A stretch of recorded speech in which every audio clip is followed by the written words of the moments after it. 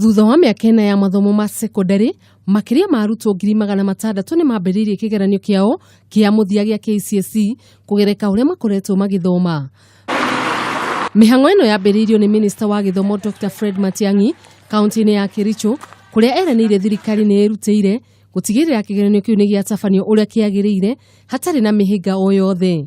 The reason why we are here, as you can see, all of us, the government is sufficiently mobilized, is so that we do this as a team.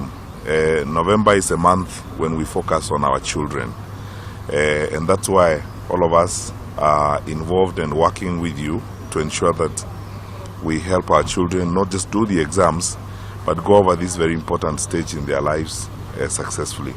You'll make us proud. Kaunti-ini ya Nairobi, mihang'o ĩno ĩtongoririo ni Minister wa ũruti wĩra na maũndũ ma Afrika ya irathĩro, Kandie, thukuru-inĩ wa Moi Girls, kuria endithĩirie ciana icio hotani kigeranio-inĩ kĩu. We witnessed that the papers are in proper form, secured, and therefore I'm leaving here satisfied that the Minister of Education is well prepared. Karibu sana. Kaunti-ini ya Nakuru, Minister wa Kigeranio Joe Muchero neugĩte Ministry yake nĩ nyitanĩire na Ministry ya githomo kũgitĩra wĩigĩrĩrĩku wa igeranio. We want to be able to ensure that all our kids, which is the future of our country, have that opportunity. They've invested so much time, the teachers have invested a lot of time, parents, the security services, to ensure that we have this environment for the students so that they can pass.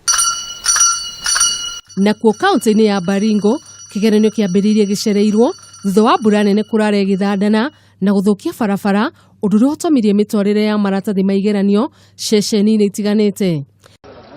Na tũgĩtirihania atĩ makĩria ma oho 22 njera-inĩ ya Naivasha nĩ manyitire itemi kigeranio-inĩ kĩu kũrĩa maugire marĩ na mwĩhoko wa gũkagĩa na maumĩrĩra mega.